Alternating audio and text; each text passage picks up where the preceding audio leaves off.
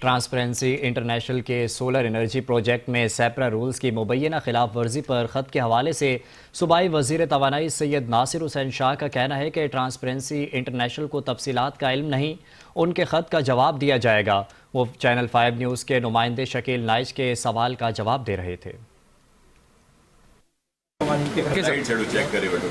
Okay sir جی، ہمارے ساتھ صوبائی وزیر توانائی سید ناصر حسین شاہ موجود ہیں۔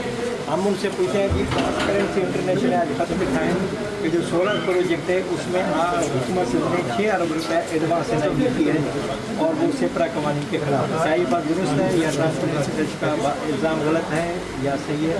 دیکھیں، ٹرانسپیرنسی انٹرنیشنل کو پراپر طریقے سے بریف نہیں کیا گیا اور وہ ہمیں لیٹر لکھ کے پوری تفصیلات پہلے لیں۔